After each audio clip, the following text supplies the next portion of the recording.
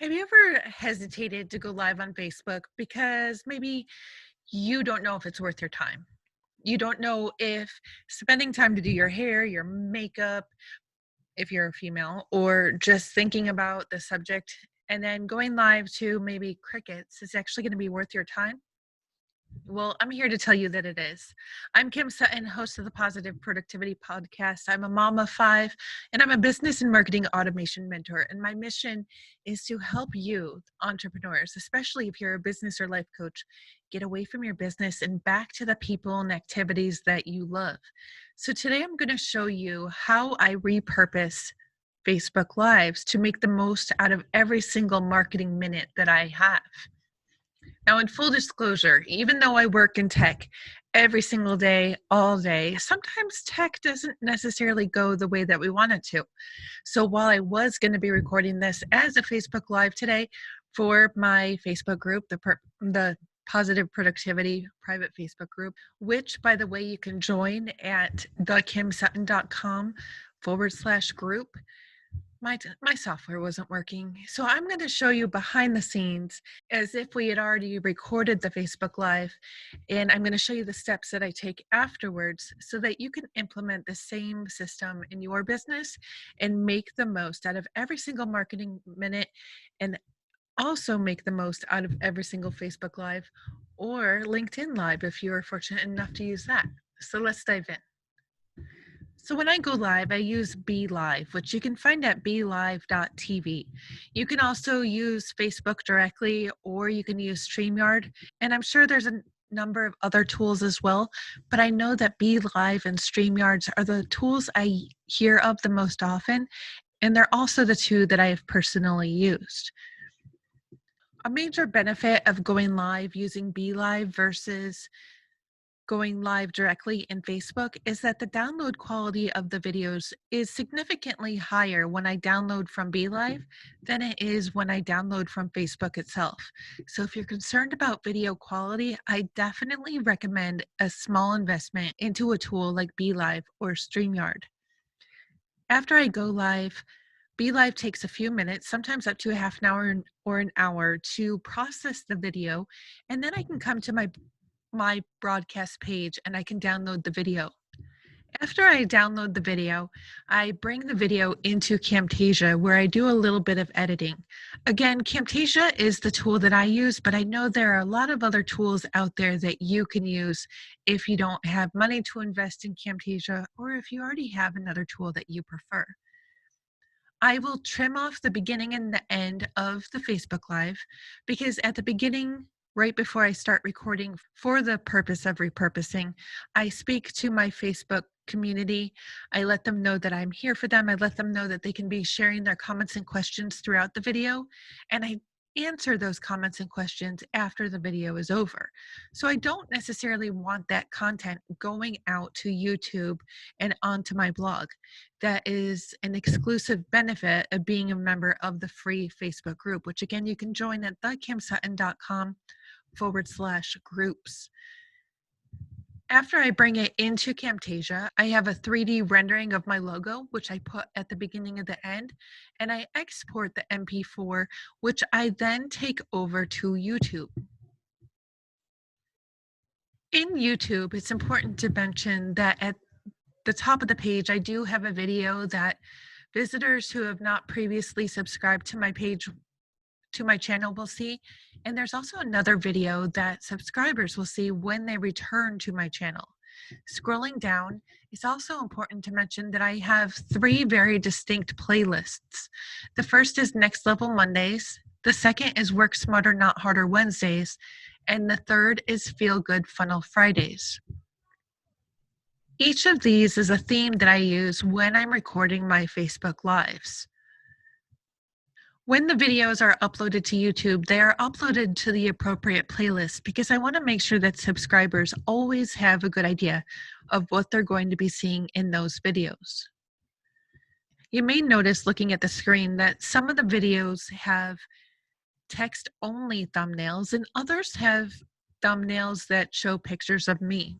My friend Mark B.E.T.T.E.R told me that he found that thumbnails with pictures of you on them well, of him on them specifically, did better than those without. And I have found the same to be the case for me too. Now you'll notice that none of the views here are extremely high. I'm still working on that. And I know that every step along the way is making progress toward the bigger end goal. So I upload the video to YouTube and then it gives me a share URL. And what I do with that share URL is that I bring the video over to my website where I then post a vlog. For example, this past Monday, I posted a vlog called 3 Ways to Keep Promises to Yourself. This was a video that I originally did on Facebook. I edited it in Camtasia, as I've already explained. I posted it to YouTube, and then I brought the link over here. While the formatting isn't necessarily how I would like it to look yet, you can see that the link now shows the video. People can watch it directly on my site, and they can also subscribe and watch other videos within that playlist. Let me show you what I mean. I do include the end icon so people can go to the playlist and they can also subscribe right here. So regardless of whether they're watching on YouTube or on my site directly, either way they can still subscribe and they can still watch other YouTube videos. Scrolling down, you'll see that I have quick notes about the video. I have a click to tweet. I include an opt-in, and then I also include a transcription. My transcriptions are created through Otter.ai, which is an artificial intelligence transcription tool. So I do want you to know that it does take a little bit of cleaning up. There are other tools out there like Rev.com, Tummy.com, and Trent.com. Rev.com, which is the most expensive, costs approximately $1 a minute, and I know there are also add-ons, but all those transcriptions are created by humans from start to finish. Otter.ai, again, is AI generated, so it does require a little bit of cleanup on the back end, but for only $10 a month, I can get 6,000 minutes a month. I don't know about you, but I'd rather spend $10 a month for 6,000 minutes than $6,000 a month for 6,000 minutes. After the vlog is posted on my site, I then take the link and I share it to my email list, I share it to my social media, and I also share it to Pinterest. But before I tell you any more about that, I want to tell you that I do use Canva to create the thumbnail image for YouTube. And I also use their magic resize tool to make the thumbnail image for my blog, to create the open graph image for my sharing tool on my blog, and also to create a pin for Pinterest. Again, that's the magic resize tool. So I don't have to do a lot of work in order to have images for each individual platform. If you're curious about how I share it to Pinterest, I want to give you a quick preview about that. So I'm going to head on over to my Pinterest profile. And you'll see here when looking at the boards that I have boards on my Pinterest account for my blog, for my podcast, for my quotes that go up on Instagram, and also for my lead magnets and my products. These Facebook Lives do go into my blog category because I've mixed the blog and the vlog. So each one of them is pinned with the image that I just showed you, which is created in Canva. In case you're curious about why there are two of the same image back to back, I use Tailwind app, which has an incredible smart loop feature, which automatically repins pins on a regular timeline. Unfortunately, and this is the only downside I see of the smart loop feature, is that it repins the most recently pinned pin first rather than going to the oldest one. I would prefer that it goes to the oldest pin that hasn't been repinned yet rather than doing it the way that it does, but I'll be submitting a suggestion to them so that perhaps they can fix it in the future. Regardless though, using Smart Loop and other Tailwind features, Pinterest has become the #2 traffic driver to my site, running second only behind Google, which I believe is fantastic. You can see here, this pin was posted just in the last day, and it already has 642 impressions and 5 click-throughs to my site. I absolutely love that. I would love to know what you do to repurpose your Facebook Lives, or if you even do it, Facebook Lives, or if you do Facebook Lives, how you repurpose them.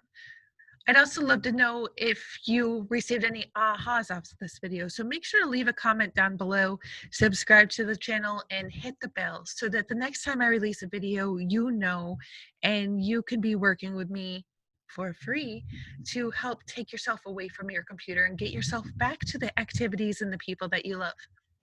Now, with all this said, go forth and make it a positive and a productive day.